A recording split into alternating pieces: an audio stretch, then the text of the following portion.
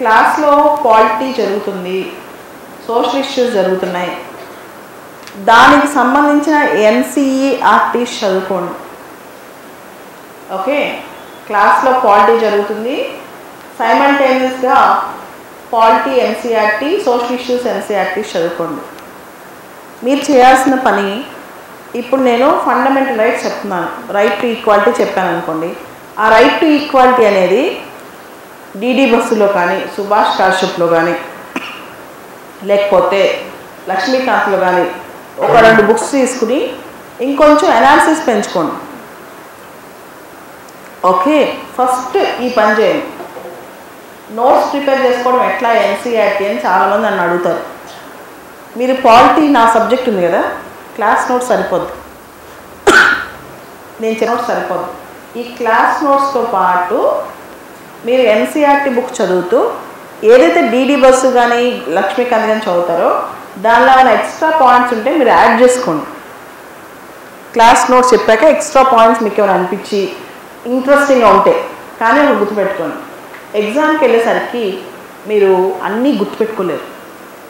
మీరు ఎంత బ్రీఫ్గా, ఎంత నీట్గా నోట్స్ ప్రిపేర్ చేసుకుంటే అంత మంచిది. ఓకేనా, ఇది ఫస్ట్ థింగ్.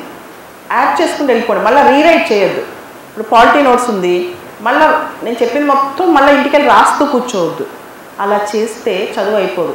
సో మీరు ఏం చేయాలి, పాలిటీ నోట్స్, క్లాస్ నోట్స్తో పాటు మీరు ఆ చాప్టర్ అయిపోయాక లేదా ఆ రోజు క్లాస్ అయిపోయాక ఒక పేజ్ వదులుకోండి. మీరు ఏమైతే యాడ్ చేయాలనుకుంటున్నారో దానిలో యాడ్ చేసుకుంటూ వెళ్ళిపోవచ్చు. ఓకే, కొంతమంది స్టూడెంట్స్ ఏం చేస్తారంటే క్లాస్ నోట్స్ని, తర్వాత ఎన్సీఆర్టీస్ని, తర్వాత ఏదైనా టెక్స్ట్ బుక్ అయితే అన్నీ కలిపి మళ్ళీ నోట్స్ రాయటం స్టార్ట్ చేస్తారు. ఇదంతా 1 ఇయర్లో అయ్యే పని కాదు. అన్ని సబ్జెక్టులకి ఒక సబ్జెక్ట్ రాయగలిగా అన్నీ చేయలేరు. అందుకని క్లాస్ నోట్స్ నేను బేస్ చెప్తాను. అలానే సోషల్ ఇష్యూస్ క్లాస్ అనేది బేస్ ఉంటుంది, దానికి మీరు ఎడిషన్ చేసుకోవాలి. మొత్తం రీరైట్ చేయకూడదు. ఇది ఫస్ట్ థింగ్. రెండోది, పాలిటీ ఎన్సీఆర్టీ చదవాలా అంటే క్లాస్ చెప్పినప్పుడు ఒకసారి ఎన్సీఆర్ చదివితే ఈజీగా అర్థమవుతుంది. మీకు 6th క్లాస్ నుంచి 7th క్లాస్ నుంచి 11th క్లాస్ ఎన్సీఆర్టీ కూడా నేను క్లాస్ చెప్తే మీరు చదువుతూ వెళ్తే ఒక రోజులో అయిపోద్ది ఒక ఎన్సీఆర్టీ బుక్ నీట్గా చదివితే. అందుకని పాలిటీ ఎన్సీఆర్టీ చదివండి, ఊరికే చదవండి, కానీ ఈజీగా అర్థమవుతుంది. అండ్ మీకు నెక్స్ట్ ఎకానమీ చదువుతాయి. ఎకానమీ ఎన్సీఆర్టీ చదువుకోమని ఎందుకు చెప్పాను అంటే, మీరు ఒకసారి ఎకానమీకి సంబంధించిన టర్మ్స్ ఉంటాయి, కొన్ని పదాలు ఉంటాయి. ఎలాంటివి, లేకపోతే హైపర్ ఇన్ఫ్లేషన్, లేకపోతే surplus value, demand and supply, rupee appreciation, rupee depreciation. ఈ పేర్లు మీరు ఎక్వైంట్ అవ్వాలి, ఈ పేర్లు మీకు తెలియాలి. సో అది రెండో విషయం. ఒకటేసారి అన్నీ చదివేద్దాం అని అనుకోవద్దు. మూడోది, చాలామంది ఆన్సర్స్లో మేజర్ ప్రాబ్లం కంటెంట్ తక్కువ ఉంది. కంటెంట్ తక్కువ ఉందంటే ఉదాహరణకి పెప్సికో ఇష్యూ రాయమన్నాను. రీసెంట్గా లేస్ ప్యాకెట్లు గుజరాత్ ఫార్మర్స్ పెప్సికో ఇష్యూ రాయమని అడిగాను. ఆ ఇష్యూ రాయమన్నప్పుడు ఖచ్చితంగా దానిలో protection of plant varieties and forest rights act దాని గురించి రాయాలి. FC5 అనేది పెప్సికో వాళ్ళు క్రియేట్ చేసిన కొత్త ఇది పొటాటో వెరైటీ అని రాయాలి. ఆ తర్వాత IPR, ఇంటలెక్చువల్ ప్రాపర్టీ రైట్, దాని గురించి దానిలో రాయాలి. ఇవన్నీ రాయకుండా లేస్ చిప్స్ గురించి కొంతసేపు రాసి కొంచెంసేపు గుజరాత్ ఫార్మర్స్ కష్టాలు రాస్తే మార్క్స్ 10కి 2 మార్క్స్ 3 మార్క్స్ వస్తాయి. అలానే చీఫ్ జస్టిస్ ఆఫ్ ఇండియాకి సంబంధించిన సెక్షువల్ హరాస్మెంట్ కంప్లైంట్ గురించి టాపిక్ చెప్పినప్పుడు దాని మీద మీరు మీ ఉద్దేశం ఏంటి అని అడిగినప్పుడు ఆ రిపోర్ట్ బయటకు వచ్చి ఉండాల్సింది అనే ఒక కాన్సెప్టు. రూల్ ఆఫ్ లా అనే కాన్సెప్టు. రూల్ ఆఫ్ లా అంటే be you ever so high, the law is above you అనే కాన్సెప్టు. అదేవిధంగా మీరు చేయాల్సిన ఇంకొక పని ఏంటంటే, కంప్లైనెంట్ 2 రకాల కంప్లైంట్స్ ఇచ్చింది. ఒకటి సెక్షువల్ హరాస్మెంట్, రెండోది అన్నెసరీ విక్టిమైజేషన్. అన్నెసరీ విక్టిమైజేషన్ గురించి ఎవరు టచ్ చేయాల సరిగ్గా.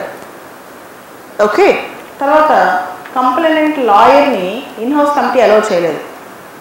అలానే ఇప్పుడు ఎక్కడ ఏ కంపెనీలో కానీ ఏ ఆర్గనైజేషన్లో కానీ ఇన్హౌస్ కమిటీ పెడితే దానిలో ఖచ్చితంగా ఒక out side women related representative ఉంటారు. కానీ ఈయనకి సంబంధించి చీఫ్ జస్టిస్ ఆఫ్ ఇండియాకి సంబంధించిన కేసులో అందరూ ఇంటర్నల్ మెంబర్సే. అండ్ మోస్ట్ ఇంపార్టెంట్లీ దానిలో ఇంకొక చాలా ఇంపార్టెంట్ విషయం ఏంటంటే in house committee A evidence స్వీకరించింది, దాన్ని ఎలా రిపోర్ట్ చేస్తుంది అనేది ఇంతవరకు బయటికి రాలేదు. ఓకే, ఆ తర్వాత justice should not only be done but manifestly and undoubtedly seems to be done. న్యాయం చేయటమే కాదు, న్యాయం చేసినట్టు ప్రజలకు కనపడాలి కూడా. న్యాయం చేయటమే కాదు, న్యాయం చేసినట్టు ప్రజలకు కనపడాలి కూడా. అంటే ఇంకొక ఉద్దేశం, చీఫ్ జస్టిస్ ఆఫ్ ఇండియా మీద సెక్షువల్ హరాస్మెంట్ కంప్లైంట్ వస్తే ఒక ఎస్టాబ్లిష్డ్ ప్రొసీజర్ ఏమీ సరిగ్గా లేనప్పుడు కంప్లైంట్ వచ్చిన తర్వాత దానికి ఒక కొత్త ప్రొసీజర్ తయారు చేయొచ్చు, అది కూడా చేయలేదు. సో దీని మీద అనాలిసిస్ చేయాలి మీరు. ఇది చేయకుండా జనరల్గా కంప్లైంట్ ఇచ్చిందని రాస్తే సరిపోదు. ఈ అనాలిసిస్ పవర్ ఎలా వస్తుంది? మీకు ఇప్పుడు డౌట్, ఇదంతా మాకు ఎలా తెలుస్తుంది, మేము ఎలా రాయలేని. ఉదాహరణకి మనం ఒక న్యూస్ పేపర్ చదువుతున్నాం. న్యూస్ పేపర్ చదువుతున్నప్పుడు ఇలా చీఫ్ జస్టిస్ ఆఫ్ ఇండియా మీద సెక్షువల్ హరాస్మెంట్ కంప్లైంట్ వచ్చింది, లేదా గుజరాత్ రైతుల మీద పెప్సికో కేసు వేసింది, పెప్సికో కంపెనీ కేసు వేసింది అని అడిగినప్పుడు మీరు దాని మీద క్షుణ్ణంగా పరిశీలించాలి. ఏదైతే టాపిక్ ఇంపార్టెంట్ అని మనకు తెలిసిందో ఆ టాపిక్ మీద 2-3 రోజులు చదవాలి. నెట్లో ఆ టాపిక్ రీసెర్చ్ చేయాలి, రకరకాల న్యూస్ పేపర్ ఆర్టికల్స్ చదవాలి. ఆటోమేటిక్గా డైవర్స్ ఒపీనియన్స్ వచ్చేస్తాయి మీ బ్రెయిన్లోకి, చాలా డైవర్స్ ఒపీనియన్స్ వస్తాయి. కానీ మీరు జనరల్గా చేసే విషయం ఏంటంటే అన్నీ ఒకటేసారి రావాలి అని చెప్పేసి జాగ్రఫీ ఎలా చదవాలి, హిస్టరీ ఎలా చదవాలి, అవి కొంచెం పక్కన పెట్టండి. అన్నీ చదువురు. నెల ఒక ప్లానింగ్ చేసుకోండి. ఈ నెలలో నేను పాలిటీ సోషల్ ఇష్యూస్ కంప్లీట్ చేస్తాను ఇంతవరకు. ఈ నెలలో న్యూస్ పేపర్ రీడింగ్ ఇలా ఉంటుంది. చాలామందిలో మేజర్ ప్రాబ్లము కొంచెం సబ్జెక్ట్ తెలుసు కానీ ఎలా ప్రజెంట్ చేయాలో తెలియట్లేదు. కొంచెం సబ్జెక్ట్ తెలుస్తుంది కానీ ప్రజెంటేషన్ ప్రాబ్లం వస్తుంది. ఈ ప్రాబ్లం దాదాపు ఆన్సర్ రాసిన వాళ్ళలో 100లో 80 మంది దగ్గర చూశాను. సో ఆ ప్రాబ్లం ఉన్న వాళ్ళందరికీ ఒక చిన్న సలహా, ఎవ్రీడే రోజు రాత్రి ఒక టైం పెట్టుకోండి, 8 o'clock to 10 o'clock, లేదా early morning 7 o'clock to 9 o'clock. Everyday ఒక 2 hours పెట్టుకుని ఒక 5-6 ఆన్సర్స్ ఎవ్రీడే రాయండి. ఎవ్రీడే కంటెంట్ రాయండి. అలా ఒక సపరేట్ స్పైరల్ నోట్బుక్, ఒక సపరేట్ బైండింగ్ నోట్బుక్ పెట్టుకోండి. 150 ఆన్సర్స్ రాయండి. 151st ఆన్సర్ రాసేటప్పుడు మీకు తెలిసింది మీలో వచ్చిన మార్పు. ఓకే, ఎవ్రీడే మీరు అన్నం ఎలా టైంకి తింటారో, నిద్ర ఎలా పడుకుంటారో, ఎవ్రీడే తూచా తప్పకుండా 150 ఆన్సర్స్ టోటల్ కంప్లీట్ అయిన తర్వాత 150 రోజుకు 2 గంటల చొప్పున 150 ఆన్సర్స్ రాయండి. ఆ 150 క్వశ్చన్స్ ఎక్కడి నుంచి వస్తాయి? నెక్స్ట్ డౌట్, ఆ క్వశ్చన్స్ ఎక్కడి నుంచి వస్తాయి? కొన్ని వెబ్సైట్లో క్వశ్చన్స్ ఉంటాయి. ఆ క్వశ్చన్ ఎందుకు ఇస్తారో వాళ్ళకు కూడా తెలియదు. అవి తీసుకొని రాయమాకండి. ఓకే, మీకు క్వశ్చన్స్ చెప్తాను వినండి, ఎలా మీకు మీరు క్వశ్చన్స్ ఎలా ప్రిపేర్ చేసుకోవాలో. ఈరోజు పేపర్లో డెమోక్రసీ మీద ఆర్టికల్ ఉంది. Is India true democracy or is world accepting a true democracy? ఒక క్వశ్చన్. ఇప్పుడు ఇండియాలో ఎలక్షన్ జరుగుతున్నాయి. What are the electoral reforms we want? What already election commission have done, what more we want? Or చూడండి, say Gandhi's 150th birth anniversary, what should we learn from Mahatma Gandhi? What should we learn from Mahatma Gandhi? Or 2019 October 2nd is a deadline for open defecation free India. Is it enough that we are constructing toilets? Is it enough, or we want to do something more for making India clean country?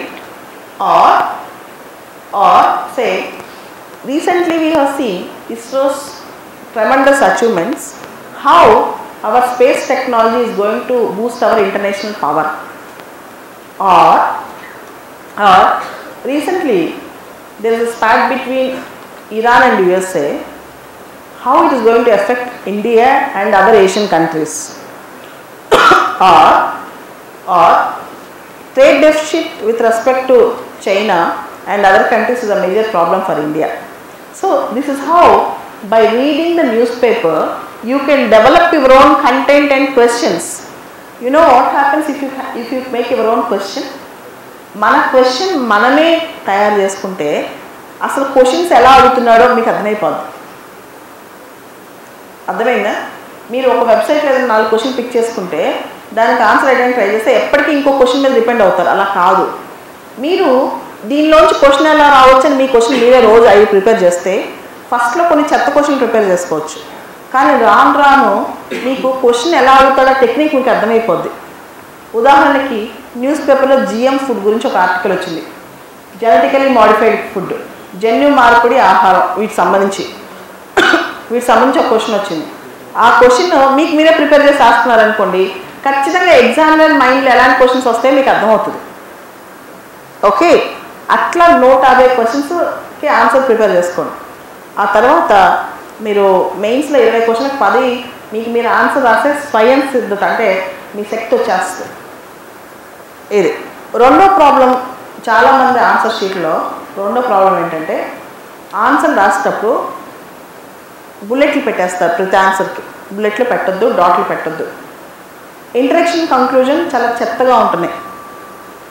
ప్రతి క్వశ్చన్కి introduction conclusion ఉండాలి. అవి అస్సలు బాగోట్లేదు. దానికి పాటించాల్సిన పద్ధతి ఏంటంటే మీరు న్యూస్ పేపర్స్లో కానీ మంచి మంచి ఆర్టికల్స్ చదివేటప్పుడు వాళ్ళు ఎలా ఇంట్రడ్యూస్ చేస్తున్నారు, వాళ్ళు ఎలా కంక్లూడ్ చేస్తున్నారు అది గమనించాలి. వాళ్ళు ఒట్టి కంటెంట్ చదవకుండా ఇంట్రడక్షన్స్ కంక్లూజన్స్ వాళ్ళు ఎలా చేస్తున్నారు అనేది గమనిస్తూ చేయాలి. మూడోది, ఇవేమీ లేని పక్షంలో కొన్ని కొటేషన్స్ నేర్చుకోండి. ఒక 40-50 కొటేషన్స్ నేర్చుకుని అవి రాసి పెట్టుకోండి. మీరు ఆటోమేటిక్గా అలవాటు అయిపోద్ది. నాలుగోది, చాలామంది దగ్గర ఉన్న ప్రాబ్లం ఏంటంటే స్పెల్లింగ్ మిస్టేక్స్, ఇన్అప్రాపరియేట్ వర్డ్స్ వాడుతున్నారు. ఇన్అప్రాపరియేట్ వర్డ్స్ అంటే అక్కడ ఏదైతే వాడకూడదో అది వాడతారు. For example, Sachin Tendulkar is very much notorious for cricket అంటారు. Very much famous for cricket. Notorious is a negative word. For example, Dawood Ibrahim is notorious, Harshad Mehta is notorious, Vijay Mallya is notorious for evading money to the banks. Okay, that's called notorious. Notorious అనే మాట ఒక వ్యక్తి నెగిటివ్గా famous అయ్యాడు అనే మాట. కానీ మనం ఏం చేస్తున్నాం అంటే నోటోరియస్ ఇలా వాడుతున్నాం. దానికి మీరు చేయాల్సిన పని ఏంటంటే ఎవరైతే తెలుగు మీడియం 10th వరకు చదివి ఇంగ్లీష్కి వచ్చేస్తున్నారో, ఎవరైతే ఇంగ్లీష్ మీడియం చదివినా సరే స్కూలింగ్లో సరిగ్గా ఇంగ్లీష్ నేర్చుకోలేదో వీళ్ళకి 1 yearలో సివిల్ స్టాండర్డ్ ఎగ్జామ్ పాస్ అవ్వాలంటే ఏం చేయాలి? మీరు ఒక బుక్ వర్డ్స్ ఎవ్రీడే 10 words రాసుకోవాలి. ఎవ్రీడే 10 words రాసుకుని దాని మీనింగ్స్ రాసి పెట్టుకోవాలి. అలానే ఎవ్రీడే 5 sentences నేర్చుకోవాలి. సెంటెన్సెస్ మీకు న్యూస్ పేపర్లో కానీ ఎక్కడైనా కొత్త రకమైన సెంటెన్స్ వచ్చిందనుకోండి, దాన్ని నోట్ చేసి పెట్టుకోవాలి. అట్లా 1 year పాటు రోజుకి 5 to 10 words, 5 to 10 sentences నేర్చుకుని అవి రివిజన్ చేస్తూ ఉండాలి వారానికి ఒకసారి. అలా చేస్తే ఆటోమేటిక్గా మీకు చేతిలో వర్డ్స్ ఉంటాయి, సెంటెన్సెస్ ఉంటాయి. చేతిలో వర్డ్స్, సెంటెన్సెస్ ఉంటాయి. అండ్ సివిల్ సర్వీసెస్లో GS పేపర్స్లో రకరకాల పేపర్స్ ఉంటాయి, రైట్? సోషల్ ఇష్యూస్లో 4 క్వశ్చన్లు, 2 క్వశ్చన్లు, వరల్డ్ హిస్టరీలో 2-3 క్వశ్చన్స్ అలా ఉంటాయి. వరల్డ్ హిస్టరీ క్వశ్చన్స్ కరెక్ట్ చేసిన టీచరు మీకు సోషల్ ఇష్యూస్ కరెక్ట్ చేయరు. జాగ్రఫీ కరెక్ట్ చేసిన టీచరు మోడర్న్ ఇండియా కరెక్ట్ చేయరు జనరల్గా. సో మ్యాక్సిమం ఒక్కొక్క పేపర్లో 4-5 క్వశ్చన్లు ఒక టీచర్ కరెక్ట్ చేస్తారు. సో మీకు ఒక పేపర్ నుంచి ఇంకో పేపర్కి సెంటెన్సెస్, క్వశ్చన్స్ రిపీట్ చేసినా తప్పలేదు, ఎగ్జాంపుల్స్ రిపీట్ చేసుకోవచ్చు. కాబట్టి సెంటెన్సెస్ నోట్బుక్ ఇవన్నీ పెట్టుకోవాలి. నెక్స్ట్ ప్రాబ్లం ఏంటంటే రైటింగ్. రైటింగ్లో ప్రాబ్లం ఏంటంటే సివిల్ సర్వీసెస్ ఎగ్జామ్లో అక్షరాలు అర్థం అవ్వాలి, అందంగా లేకపోయినా పర్లేదు. చాలామంది రైటింగ్ చాలా దారుణంగా ఉంటుంది. ఉదాహరణకి కొంతమంది ఐఎస్లు కనపడదు, కొంతమందికి ఈ కనపడదు, కొంతమందికి ఆర్ కనపడదు, కొంతమందికి ఎస్ కనపడదు. ఓకే, ఇంకొకసారి రైటింగ్లో కొన్ని అక్షరాలు పెద్దగా, కొన్ని అక్షరాలు చిన్నగా వస్తాయి. ఇంకొకసారి పేజీకి శుభ్రంగా అటువైపు నుంచి ఇటువైపు స్లాంట్ అయిపోతాయి అన్నమాట కిందకి. ఇలాంటివన్నీ తప్పు. మీరు అద్భుతమైన హ్యాండ్ రైటింగ్ అవసరం లేదు, కానీ అర్థవంతంగా అర్థమయ్యే హ్యాండ్ రైటింగ్ ఉండాలి. దానికోసం ఎవరైతే హ్యాండ్ రైటింగ్ బాగాలేదని నేను చెప్పానో వాళ్ళందరూ ఇమీడియట్గా చేయాల్సిన పని, మరీ బాగాలేకపోతే కాపీ రైట్ రాయాలి. Everyday 5 questions. పర్లేదు కొన్ని వర్డ్స్ ప్రాబ్లం అనిపించింది అనుకోండి, వాళ్ళందరూ ఎవ్రీడే 2 రకాల హ్యాండ్ రైటింగ్స్ వాళ్ళకి ఏది సూట్ అవుతుందో చూసి ప్రాక్టీస్ చేసుకోవాలి. ఒకటి గుండ్రమైన హ్యాండ్ రైటింగ్, రెండోది కర్సివ్ రైటింగ్. అది మీ ఇష్టం, మీకు ఏ సూట్ వద్దు. కానీ మెయిన్స్ ఎగ్జామ్ నెల ముందు నా హ్యాండ్ రైటింగ్ మార్చుకోవాలంటే అది అవ్వదు. అది ఇప్పటి నుంచే ప్రాక్టీస్ చేయాలి. మంచి నీట్గా ఉండే హ్యాండ్ రైటింగ్, అద్భుతంగా లేకపోయినా పర్లేదు, నీట్గా ఉండాలి. మూడోది, ఈ మధ్య మనం గమనిస్తే యూపీఎస్సీలో పెనాల్టీ మార్కులు వేస్తున్నారు. పెనాల్టీ మార్కులు అంటే ఎవరైతే ఎక్సెస్ మరీ ఎక్సీడ్ అయిపోయి రాశారో, ఎవరైతే మార్జిన్ లైన్స్ క్రాస్ అయిపోయి రాశారో, ఎవరైతే మీనింగ్లెస్గా రాసి బాగా కొట్టేశారో, రకరకాల సమస్యల వల్ల పెనాల్టీ వస్తుంది అనమాట. ఈ పెనాల్టీ పడితే ఉన్న ర్యాంకులు కూడా పోతాయి. సో అందుకని చెప్పి ఇప్పటి నుంచే యూపీఎస్సీ ఫార్మాట్ పేపర్స్ తీసుకోవాలి. మీకు ఇచ్చాను కదా, అది జిరాక్స్లు పెట్టుకోండి. ఏది రాసినా సరే యూపీఎస్సీ ఫార్మాట్, ఆన్సర్ షీట్ ఫార్మాట్లోనే రాయండి. Okay, done. ఇవన్నీ గుర్తుపెట్టుకోండి. ఇది కాకుండా చాలామంది ఇప్పుడు ఎన్సీఆర్టీ నోట్స్ రాసుకోవాలని ప్రతి ఒక్కరు అడిగారు వచ్చి. ఎన్సీఆర్టీ నోట్స్ ఏదైనా మీకు ఎడిషన్ పాయింట్ అనిపిస్తే, for example quality NCERT addition point అనుకుంటే దాన్ని రాయండి, మీ నోట్స్లో రాసుకోండి. అంతే తప్పితే నోట్స్ మొత్తం రీరైట్ చేయడానికి ట్రై చేయొద్దు. ఇప్పుడు క్వాలిటీ ఎన్సీఆర్టీ చదివే వాళ్ళని అండర్లైన్ చేసుకోండి. ఏదైతే ఇంపార్టెంట్ పాయింట్ మీకు అనిపించిందో అది అండర్లైన్ చేసుకోండి. మీ నోట్స్లో లేదు అనుకుంటే మీకు బాగా ఇంపార్టెంట్ అనిపిస్తే అది రాసి పెట్టుకోండి చాలు. ఓకే, అలానే జాగ్రఫీ ఎన్సీఆర్టీస్ ఇప్పుడు చదవద్దు, ఒక 1 నెల చదవండి. అన్నీ ఒకటేసారి పెట్టుకోవద్దు. పాలిటీ, సోషల్ ఇష్యూస్, ఎకానమీ ఈ మంత్ అండర్స్టాండ్ చేసుకోండి. నెక్స్ట్ మంత్ 1.5 మంత్ తర్వాత జాగ్రఫీ చదవండి.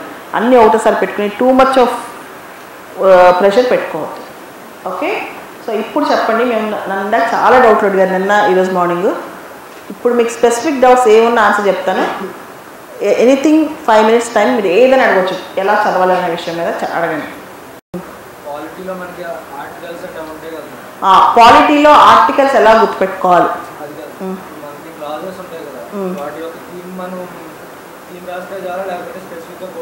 ఓకే, పాలిటీలో ఆర్టికల్స్ చాలా క్లాజెస్ ఉంటాయి కదా, వాటిలో థీమ్ రాస్తే చాలా, లేకపోతే మొత్తం గుర్తుపెట్టుకోవాలా?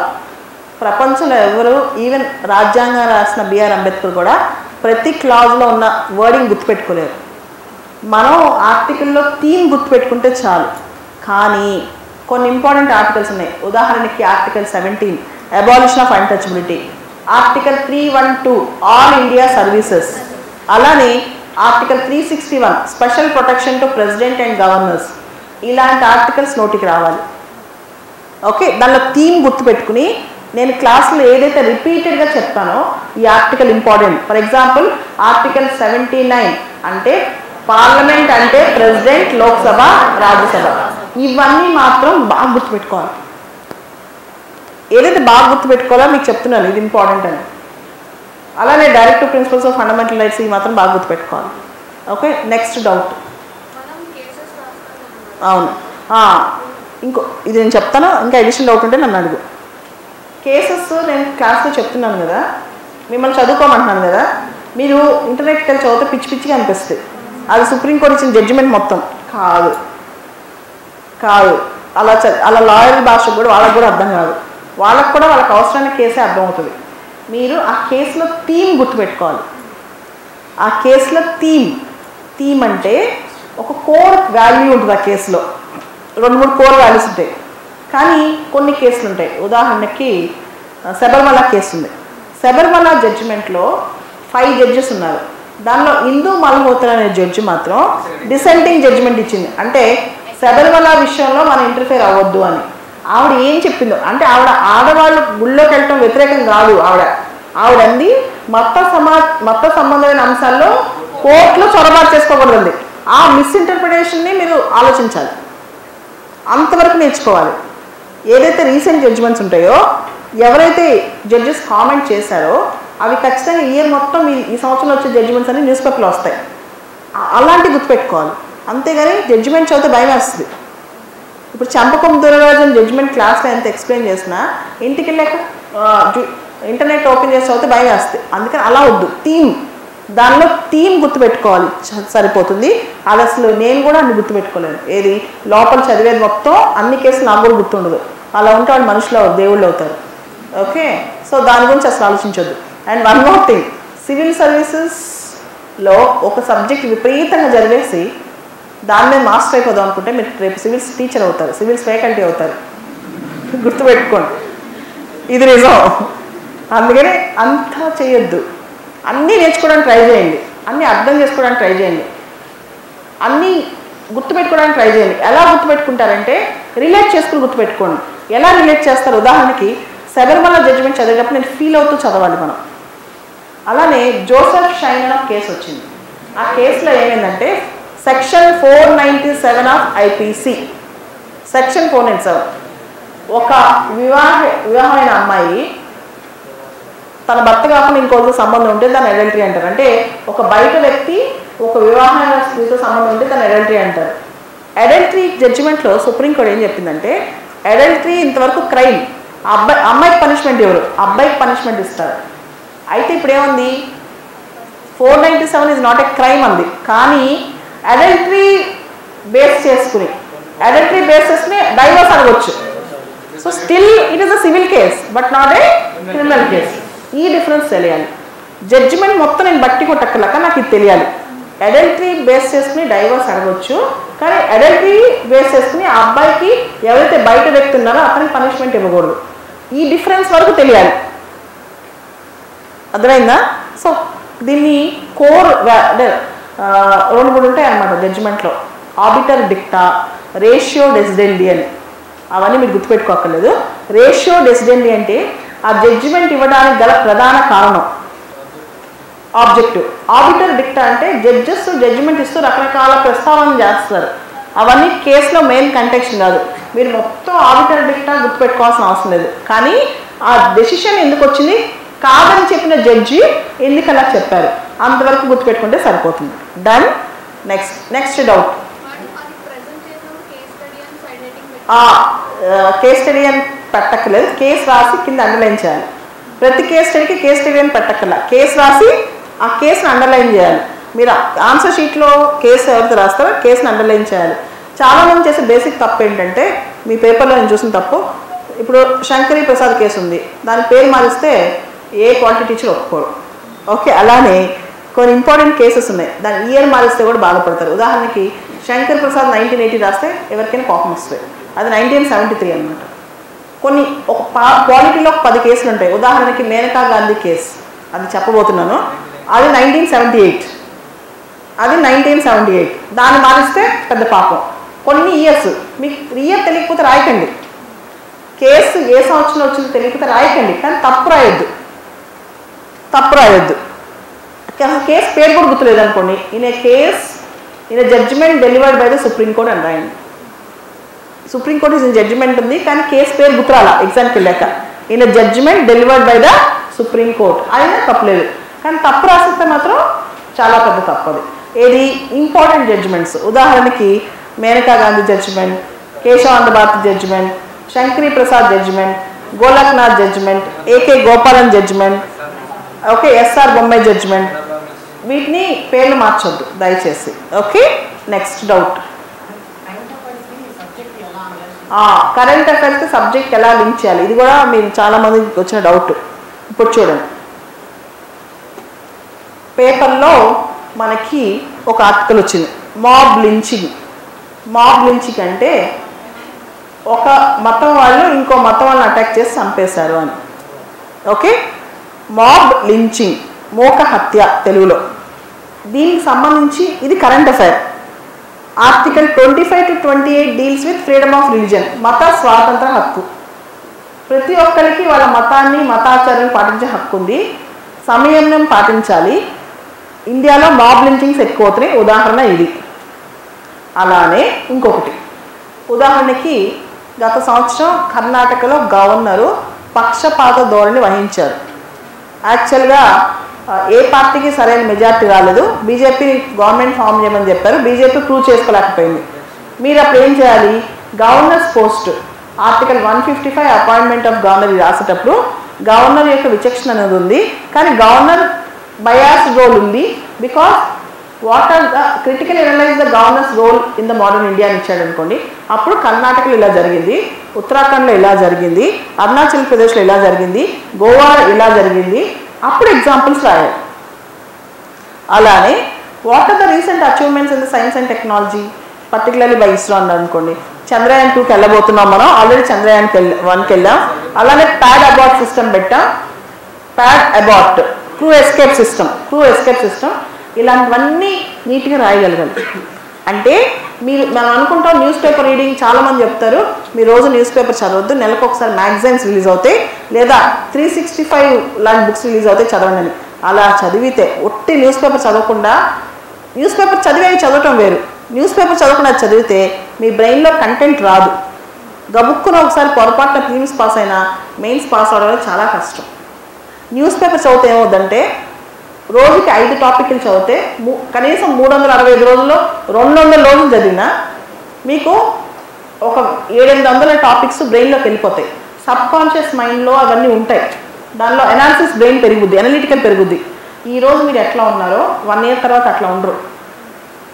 1 ఇయర్ తర్వాత చాలా రకరకాల అంశాల మీద మీరు మాట్లాడే శక్తి, రాసే శక్తి వస్తుంది అనమాట.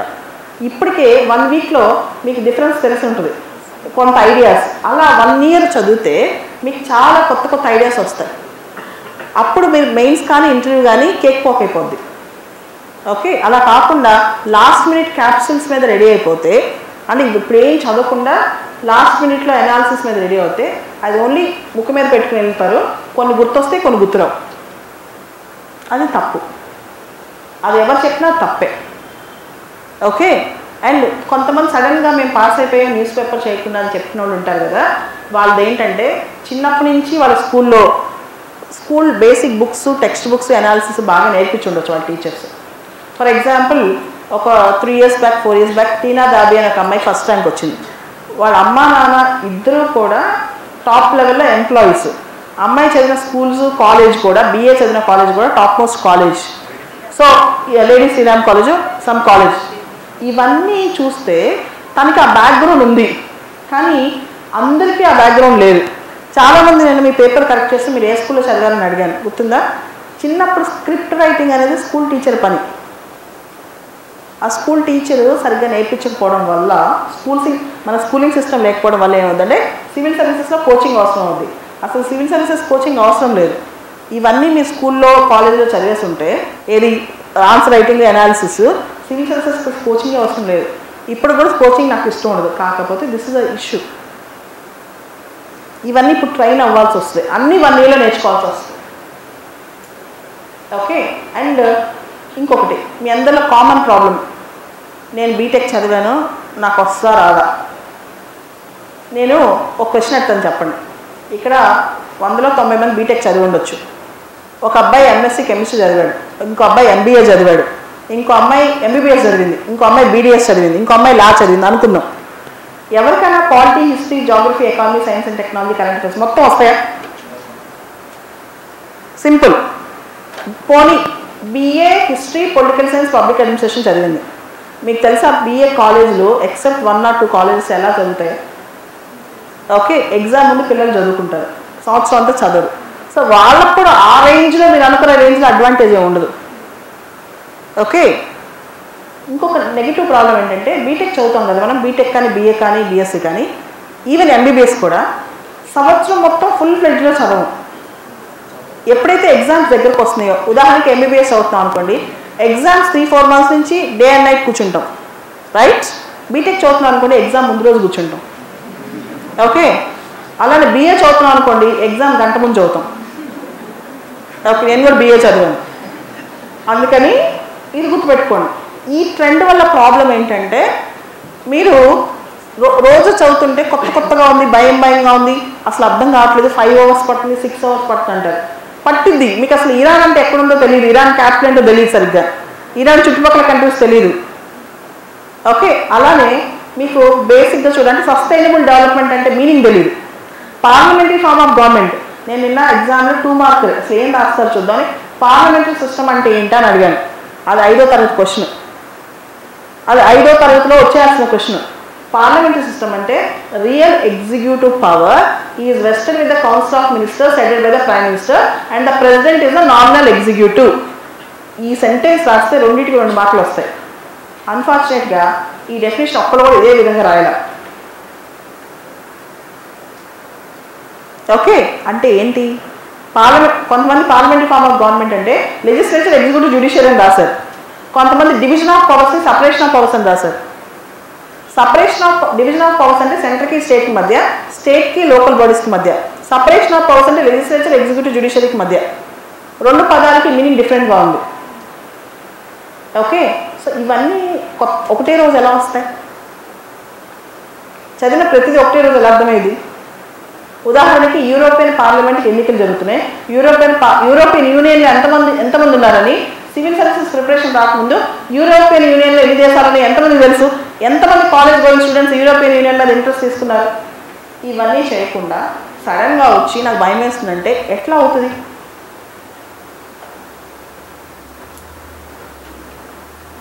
ఇప్పుడు అర్థమైందా?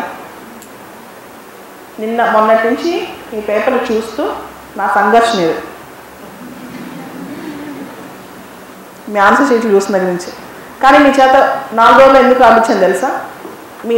మీరు ఎంతవరకు రాయగలుగుతున్నారు, ఎలా డెవలప్ చేసుకోవాలో ఆ భయం ఫ్యాక్టర్ స్టార్ట్ అయ్యి ఎలా చదివితే సెట్ అవుద్దో 1 year ముందే సెట్టింగ్ చేసుకోవచ్చు. ఈ రోజు నుంచి ప్రతి ఒక్కరు చెప్తున్నారు, ఒక పెద్ద నోట్బుక్ పెట్టుకోండి, రోజు 1.5 గంటన్నర 2 గంటలు టైం పెట్టుకోండి. ఎవ్రీడే ఏదైతే న్యూస్ పేపర్లో వచ్చిందో, ఏదైతే మీరు నేర్చుకున్నారో ఎక్స్ప్రెస్ చేయడానికి ట్రై చేయండి.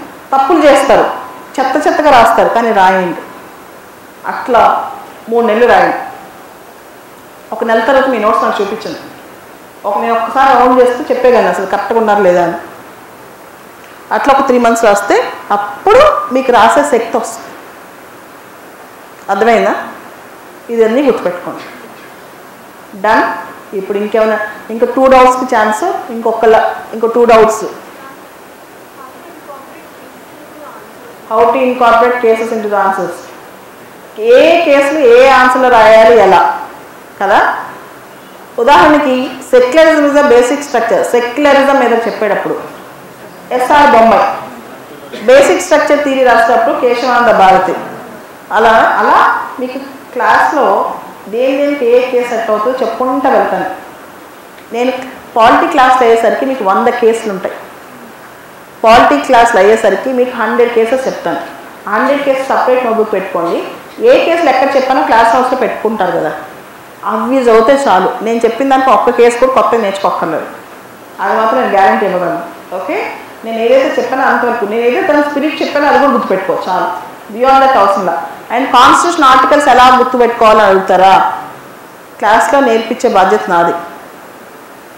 మీకు ఆర్టికల్స్ నేర్చుకుంటారు, కానీ నేర్పించుకున్న తర్వాత పాలిటీ అయిపోయిన తర్వాత చివరికి మళ్ళీ ఆర్టికల్స్ మర్చిపోకుండా అప్పుడప్పుడు రివిజన్ చేసుకోవాలి.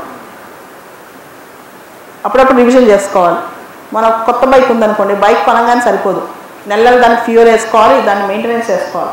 సేమ్ అలానే పాలిటీ ఒకసారి వినగానే సరిపోదు, దాన్ని అప్పుడప్పుడు రివిజన్ చేస్తూ ఉంటే గుర్తుండిపోద్ది అప్పటికి. ఓకే, ఇంకొక డౌట్ లాస్ట్. గట్టిగా చెప్ప ఒకసారి. Syllabus and previous year question papers ఎలా లింక్ చేసుకోవాలి? ఇది చాలా పెద్ద డౌట్. ఇప్పుడు మీకు ఒకటి చెప్తాను. మీ అందరి దగ్గర సివిల్ సర్వీసెస్ సిలబస్ ఉంది కదా, లేకపోతే ఇన్స్టిట్యూట్ దగ్గరికి తీసుకోండి సిలబస్.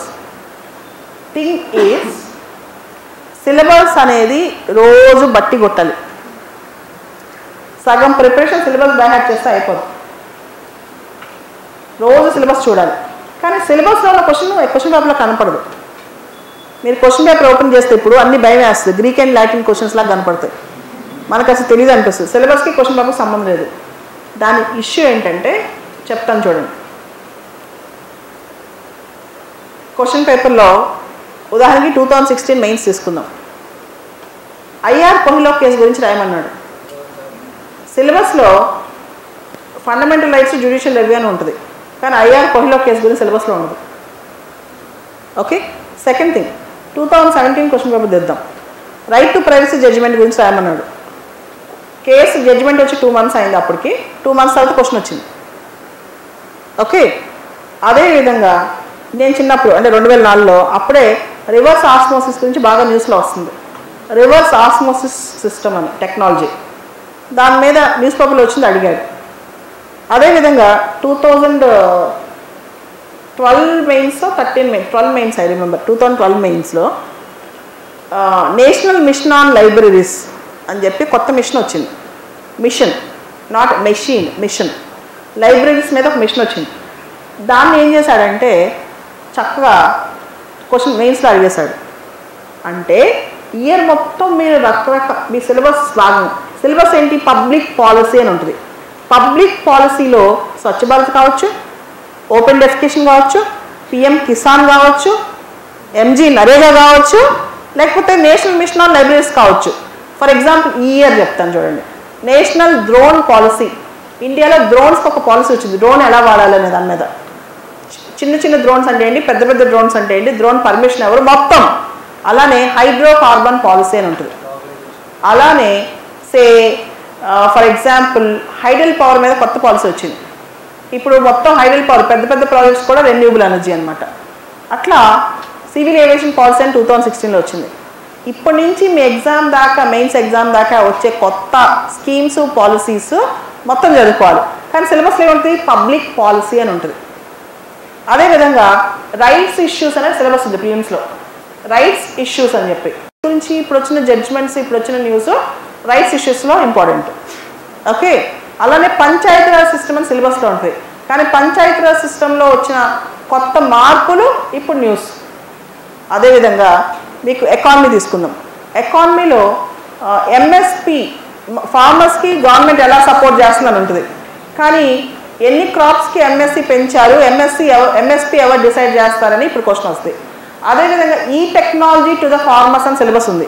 ఫార్మర్స్కి ఈ టెక్నాలజీ ఎలా ఉపయోగపడుద్ది అని. కానీ క్వశ్చన్ ఈ న్యామ్, ఈ నేషనల్ అగ్రికల్చర్ మార్కెట్ మీద వస్తుంది. ఇప్పుడు అర్థమైందా? అదే టెక్నిక్. సిలబస్ని, క్వశ్చన్స్ని ఎలా వస్తాయో కనిపెట్టగలటమే పరీక్ష టెక్నిక్ అనమాట. ఓకే. డైరెక్ట్గా చీఫ్ జస్టిస్ ఆఫ్ ఇండియా మీద క్వశ్చన్ రాదు. కానీ చట్టం ముందు అందరూ సమానులే అంటే నువ్వేమంటావు దాని మీద క్వశ్చన్ వస్తుంది. ఓకే. డైరెక్ట్గా ప్రివెన్షన్ ఆఫ్ సెక్షువల్ హరాస్మెంట్ గురించి రాదు. విశాఖ వర్సెస్ స్టేట్ రాజస్థాన్లో ఏం చెప్పారని వస్తుంది. అదొక కేసు, దానిలో దీని మీదే ఉంది, సెక్షువల్ హరాస్మెంట్ మీద. అదేవిధంగా సేమ్ మీరు తీసుకోండి ఎథిక్స్ పేపర్. మీకు ఒక చిన్న ఎగ్జాంపుల్ చెప్తాను. తమిళనాడులో తూత్తుకుడి ఒక ప్లేస్ ఉంది. దానిలో స్టెర్లైట్ కాపర్ కార్పొరేషన్ అని ఒక కంపెనీ ఉంది. వేదాంత గ్రూప్కి చెందిన కంపెనీ. ఆ కంపెనీ ఏం చేస్తుందంటే తన యొక్క ఎక్స్పాన్షన్ చేద్దామని ట్రై చేస్తే ప్రాజెక్ట్ని జనం గొడవ చేస్తారు, చాలామంది చచ్చిపోయారు కూడా. ఇది జరిగిన ఇన్సిడెంట్. దీని మీద పేరు మార్చి 2018లో ఎథిక్స్ క్వశ్చన్ పేపర్లో డిక్టో క్వశ్చన్ వచ్చింది. అదేవిధంగా ఎడ్వర్డ్ స్నోడెన్ అనే అబ్బాయి వికీలీక్స్ ద్వారా గవర్నమెంట్ ఇన్ఫర్మేషన్ మొత్తం లీక్ చేశాడు. ఇలా చేయటం కరెక్టా తప్ప? ఫర్ ఎగ్జాంపుల్ నీ కంట్రీకి సంబంధించిన కాన్ఫిడెన్షియల్ ఇన్ఫర్మేషన్ నీ దగ్గర ఉంది. ఆ ఇన్ఫర్మేషన్ లీక్ అవుతే మీ కంట్రీ యొక్క ప్రతిష్ట దెబ్బతింటుంది. అది నువ్వు లీక్ చేస్తావా లేదా? అంటే ఇవన్నీ ఎక్కడి నుంచి వస్తున్నాయి క్వశ్చన్స్? మీ బ్రెయిన్లోంచి వస్తున్నాయి. క్వశ్చన్ పేపర్ అనేది మన న్యూస్ పేపర్ రీడింగ్, మన అండర్స్టాండింగ్ ఆఫ్ వేరియస్ సబ్జెక్ట్స్ని ఎలా అండర్స్టాండ్ చేస్తున్నాం, జరిగే కాంటెంపరీ ఈవెంట్స్ని, సమకాలీన అంశాలని ఎలా అండర్స్టాండ్ చేసుకుంటున్నాం, దాని మీద క్వశ్చన్ పేపర్ వస్తుంది అనమాట. దాన్ని టెక్నిక్ అంటారు. ఉదాహరణకి ఒక చెప్తాను. పోలవరం ప్రాజెక్ట్ కడుతున్నాం. దానిలో చాలామంది ఆవాసాలు కోల్పోయారు. Resettlement of the people, particularly the people lying in the areas where projects are being constructed. This is the area of discussion. అలానే ఇండియా గ్రో అవుతుంది, స్టిల్ ఇండియాలో పేదరికం ఉంది, దాన్ని ఎలా ఎలిమినేట్ చేయాలి? ఇంకో క్వశ్చన్. అసలు అదంతా ఎందుకు? How do you count poverty? అసలు పేదవాడు అంటే ఎవరు? దానికి ఆన్సర్ కరెక్ట్గా రాగలిగితే చాలు. అసలు పేదవాడు అంటే ఎవరు? ఓకే, నువ్వు ఎలా జస్టిఫై చేస్తావు? How do you measure poverty? అంటే అన్నం దొరికితే పేదరికం లేనట్టేనా? అంటే మనుషులు బతుకుతున్నారు, జంతువులు బతుకుతున్నాయి, అందరూ తినే బతుకుతున్నారు కదా. అసలు పేదరికం లేదు అంటే జస్ట్ జంతువులాగా జీవిస్తే పేదరికం లేనట్ట? ఒక మనిషికి ఉద్యోగం ఉండాలి, చదువు ఉండాలి, ఒక మనిషిగా తన హక్కులు ఉపయోగించే శక్తి రావాలి. అదే నిజమైన పేదరికం పోవటం. So can't you define poverty in that way? కానీ మనసులో పేదవాడు అంటే ఎవరు? రోడ్డు మీద పడుకుని అన్నం తినకపోతే పేదవాడు. సో కానీ పేదరికం అంటే అది కాదు కదా. Okay, so how to think, how to analyse. ఇంకా అంతెందుకు, మాల్ న్యూట్రిషన్, పౌష్టికాహార లోపం అనే ఒక టాపిక్ ఉంది. ఈ పౌష్టికాహార లోపం అంటే డబ్బులున్న ఇళ్లలో కూడా పిల్లలకి పౌష్టికాహార లోపం, over nutrition, under nutrition, that is called mall nutrition. అంటే పిల్లలకి ఫుడ్ పెడుతున్నాం, కార్బోహైడ్రేట్స్ చూపిస్తాం నోట్లోకి, కానీ వాళ్ళు ప్రోటీన్ వెళ్తుందా, విటమిన్స్ వెళ్తున్నాయా అవి చూడం మనం. Even that you have to think it of. Child stunting అంటే ఏంటి, చైల్డ్ వేస్టింగ్ అంటే ఏంటి, అంటే బరువు తగ్గ ఎత్తు పెరగకపోవటం, ఎత్తుకు తగ్గ బరువు పెరగకపోవటం, వయసు తగ్గ హైట్ పెరగకపోవటం, డిఫరెన్స్ ఏంటి ఇవి? ఇదే civil services preparation. Civil services preparation అంటే పాలిటీ టెక్స్ట్ బుక్ ఇంకొక అబ్బాయి ఇచ్చాడు ఒక అరగంట క్రితం నా దగ్గరికి, మీ దగ్గరికి, అందుకనే దూరం నుంచి వచ్చాడంట. బుక్స్ చెప్పమంటాడు. సరే చెప్తే ఈ బుక్ నుంచి క్వశ్చన్లు వస్తాయి గ్యారంటీగా అంటాడు. ఒక్కొక్క సబ్జెక్ట్లోంచి ఒక్కొక్క బుక్లోంచో రెండు బుక్లోంచో క్వశ్చన్ వస్తే ఐఏఎస్ పాస్ అవడం ప్రతి ఒక్కడు పాస్ అవుతాడు. పుస్తకాలు చదివి ఆ పరిజ్ఞానాన్ని అప్లికేషన్లో పెట్టడమే సివిల్స్. అర్థమైందా? ఆ పరిజ్ఞానం ద్వారా సొల్యూషన్స్ తేటమే సివిల్స్. ఆ పరిజ్ఞానం మాత్రమే సివిల్స్ ఎగ్జామ్ కాదు. పుస్తకాలు చదివి ఆ నాలెడ్జ్ ద్వారా మీరు ఒక ప్రాబ్లమ్ని సాల్వ్ చేసే కెపాసిటీ తీసుకురావడమే సివిల్స్. ఉదాహరణకి ప్రైమ్ మినిస్టర్ ఉజ్వల యోజన అని స్టార్ట్ చేశారు.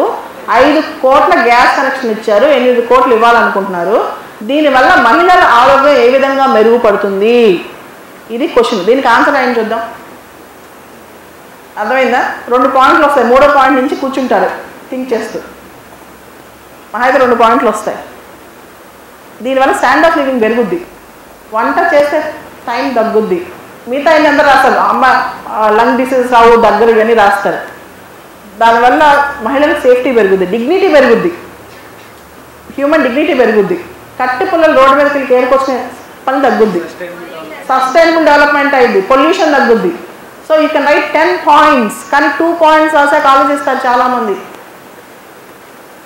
ఇది ఇష్యూ. ఇలా మీరు ఒక 500 క్వశ్చన్స్ 1000 క్వశ్చన్స్ ఒక 6 నెలలు చేస్తే మీరే కింగులు రేపు. ఓకే, ఇంకేమైనా లాస్ట్ క్వశ్చన్ ఉందా? ఎకానమీ ఎలా చదవాలి? ఎకానమీ ఎలా చదవాలంటే సింపుల్ టెక్నిక్. ఎకానమీ వేరు, ఎకనమిక్స్ వేరు. ఎకనమిక్స్ వేరు, ఎకానమీ వేరు. సివిల్ సర్వీసెస్లో చదివేసి ఎకనమిక్స్ కాదు, ఎకానమీ. చాలామంది ఎన్సీఆర్టీ బుక్లో diagrams, maps, demand supply maps చూసి ఇదే చదవాలి కాబోలు సివిల్స్ అంటే అని చెప్పి పారిపోతారు. ఇన్ఫ్యాక్ట్ అలాంటి ఎకనమిక్స్ నేను చదవలేదు ఎప్పుడు, నాకు రాదు. నేను చదివిందల్లా ఎకానమీ. ఆ ఎకానమీ నేను సొంతంగా నేర్చుకున్నాను. తెలుసా ఎలా నేర్చుకున్నాను చెప్తాను చూడండి. మా అప్పుడు ఎకనమిక్ టైమ్స్ అని న్యూస్ పేపర్ బాగా, ఇప్పుడు కూడా ఉంది, చాలా పాపులర్. మా అప్పుడు ఏమేదంటే దానిలో క్లాస్ రూమ్ అని చెప్పి ఒక బాక్స్ వచ్చేది, చాలా రెగ్యులర్గా వచ్చేది, చాలా రెగ్యులర్గా. అంటే ఒక బాక్స్లో క్లాస్ రూమ్, ప్రతి topic. For example, what is a debt trap? ఒక కంట్రీ డెట్ ట్రాప్లో ఉందంటే అర్థం ఏంటని నాకు ఇంకా గుర్తు. నేను చదివాను. ఎలా చదివాను తెలుసా? ఒక కంట్రీ అప్పులకి వడ్డీలు చెల్లించడానికే తనకు వస్తున్న ఆదాయం మొత్తం ఖర్చు పెడితే, అప్పులకి వడ్డీలు చెల్లించడానికి తనకు వస్తున్న ఆదాయం మొత్తం ఖర్చు పెడితే ఆ కంట్రీ డెట్ ట్రాప్లో ఉన్నట్టు లెక్క. ఓకే, అదేవిధంగా Engel's law. What is Engel's law? Not angel, Engel, ENGEL, Engel's law. అంటే మన ఆదాయం పెరిగే కొద్దికి మన ఆహారంపై మన ఆదాయంలో వచ్చే వ్యయాన్ని, నిష్పత్తి వ్యయాన్ని తగ్గిస్తుంటాం. అంటే ఉదాహరణకి నువ్వు 1000 రూపాయలు సంపాదిస్తున్నావు, నీ నెలకి 1000, ఆహారానికి 800 ఖర్చు పెడతావు. నెలకి 10,000 సంపాదిస్తున్నావు, ఆహారానికి 2000 ఖర్చు పెడతావు. కానీ 1000 రూపాయలు సంపాదించి ఆహారానికి 800 ఖర్చు పెడితే అంటే 80% ఫుడ్కే ఖర్చు పెడుతున్నావు. 10,000 సంపాదించినప్పుడు 2000 ఖర్చు పెడుతున్నావు అనుకో, కేవలం 20% మాత్రం పెడుతున్నావు. The percentage of money which we spend, percentage of your income which we spend on your food will decrease as your income increase. Though in real terms spending will increase, but percentage will decrease. This is called Engel's law. ఇలా ఒక్కొక్కటి కొంచెం నేర్చుకున్నాను సంవత్సర కాలం economy. ఇవన్నీ చదివితే మీరు ఏ article చదివినా అర్థమవుతాయి, అప్రిసియేషన్ ఎలా అవుతుంది, డిప్రిసియేషన్ ఎలా అవుతుంది, అండ్ కరెన్సీస్ ఎలా ఉంటాయి, పర్చేసింగ్ పవర్ ప్యారిటీ అంటే ఏంటి. అలా మీరు 100 టర్మ్స్ నేర్చుకోండి. రోజుకి 5, రోజుకి 2. ఎకానమిక్ 15 మినిట్స్ టైం పెట్టండి. ఏం చేయొద్దు, కొత్త టర్మ్స్ ఒక 10-20 తీసుకోండి. ఎకానమీలో రోజు ఎకానమిక్ టర్మ్స్ ఉంటాయి, రోజు పేపర్లో వచ్చే terms. What is a debt swap, or what is hyper inflation, what is stagflation, ఇట్లాంటి పదాలు తీసుకోండి రోజుకి. వాట్ ఈజ్ డిస్గైజ్డ్ అన్ఎంప్లాయ్మెంట్, ఉదాహరణకి మీ ఊర్లో 1 ఎకరం పొలం ఉంది. 1 ఎకరం పొలంలో 2 పని చేస్తే చాలు. ఒక ఫ్యామిలీలో 5 ఉన్నారు, 5 పని చేస్తున్నారు. The extra people who are working there marginal productivity is 0, but still they are working. So this is called disguised. ఇదే క్వశ్చన్ 3 years బ్యాక్ వచ్చింది. 2 మంది పనిచేసే వ్యక్తులు ఉన్నప్పుడు 5 అదే దీనిలో పనిచేస్తే దాన్నే డిస్గైజ్డ్ అన్ఎంప్లాయ్మెంట్ అంటారు. ఆ ఎక్స్ట్రా ఎనర్జీ వేస్ట్ అయిపోద్ది. The extra peoples marginal productivity is almost 0 అని చెప్పేసి రాస్తే అదే ఇదనమాట. అలా సొంతంగా నేర్చుకోవాలి ముందు కొన్ని పదాలు. అదే economy. Any more questions? Sunday రోజు science and technology page. Next number of words. Next సరే, first thing current affairs. Current affairs చాలామంది నోట్స్ రోజు ఎలా చేసుకోవాలి, ఏం చేయదు. మీకు నేను రోజు క్లాస్ చెప్పేది ఎందుకు? క్లాస్ చెప్పేది అక్కడ వీడియో పోస్ట్ చేసేది ఎందుకు? అర్థమైందా? ఫస్ట్ 1 నెల క్లాస్లో ఏం చెప్తా చదువుకోండి, దాని మీద రీసెర్చ్ చేయండి. స్లోగా మీకే అర్థమైంది ఏం చదవాలి. మీకు ఇన్స్టిట్యూట్ వాళ్ళు పిఏబి పంపిస్తారు, మెటీరియల్స్ ఇస్తారు, అన్నీ ఉంటాయి. Next word limit. First 1 month మీరు రాసే ఆన్సర్స్కి వర్డ్ లిమిట్స్ పాటించొద్దు. మీరు వర్డ్ లిమిట్ ఆపేస్తే మీ ఎక్స్ప్రెషన్ తగ్గిపోద్ది, మీ అనాలిసిస్ తగ్గిపోద్ది. ఫస్ట్ 1 or 2 months మీకు రైటింగ్ బాగా అలవాటు అయ్యేంత వరకు వర్డ్ లిమిట్ పాటించొద్దు. రైటింగ్ బాగా వచ్చాక వర్డ్ లిమిట్ ఎలా పాటించాలో నేను మళ్ళీ ఎక్స్ప్లెయిన్ చేస్తాను.